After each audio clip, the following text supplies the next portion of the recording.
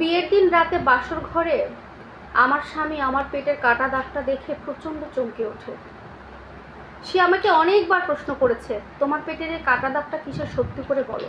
তাকে আমি বলতে পারিনি। শেষ পর্যন্ত গলা কাঁপা কাঁপা অবস্থায় তাকে বলতে শুরু করলাম। সত্যি বলতে 2 বছর আগে আমার একটা ছেলের সাথে সম্পর্ক ছিল। খুব ভালোবাসতাম ওকে, আমি খুব বিশ্বাস করতাম। একদিন হঠাৎ করে আমাকে বললো, আমার জন্মদিন, একটা আয়োজন করেছি, তোমাকে আসতে হবে। আমি আসলে তাকে অনেকবার বুঝিয়েছিলাম যে আমি তো কনজারভেটিভ ফ্যামিলিতে বড় হয়েছি, সন্ধ্যার পরে কোথাও অ্যালাউ করে না মেয়েদেরকে। কিন্তু সে খুব জোরাজোরি করলো। শেষ পর্যন্ত ভালোবাসার মানুষকে খুশি করতে গিয়ে বাবা মাকে মিথ্যে কথা বলে সেদিন রাতে আমার বয়ফ্রেন্ডের সে জন্মদিনের অনুষ্ঠানে গিয়েছিলাম।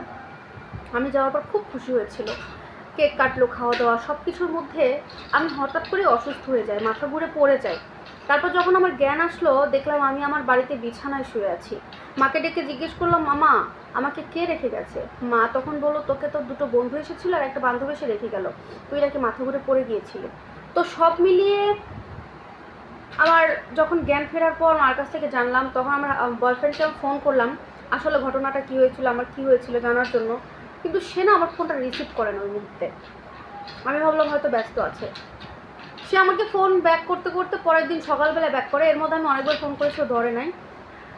তখন আমি ওকে জিজ্ঞেস করলাম, ও বলে, দেখো আমি একটা নতুন কাজে জয়েন করেছি, তো তোমাকে জানানো হয়নি, তো আমি ব্যস্ত থাকবো, আমাকে যখন তখন ফোন দিও না, আমি সময় সুযোগ পেলে তোমাকে কল করবো। বিষয়টা আমার কাছে একটু অবাক লাগে, তারপরেও বিশ্বাস করতাম, তো যা বলতো তাই আর কি মেনে নিতাম।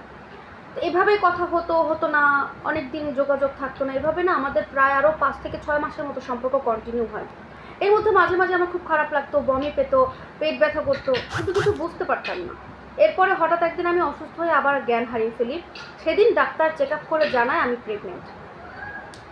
এই কথাটা শোনার পর আমার পরিবার যতটা অবাক হয়েছে, তার থেকে অনেক বেশি অবাক আমি হয়েছি।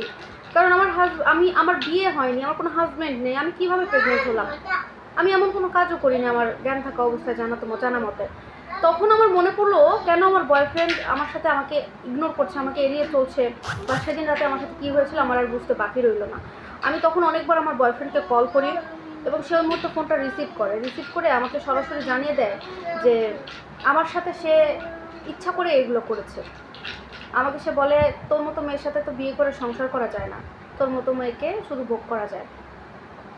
অনেকবার বুঝিয়েছি, অনেক চেষ্টা করেছি, কিন্তু সে আমাকে বিয়ে করতে রাজি হয় না। তখন আর আমার কিছু করার থাকে না, আমি সুইসাইডও করতে গিয়েছিলাম, কিন্তু আমার মা বাবা আমাকে বুঝিয়ে বাঁচিয়ে নেয়।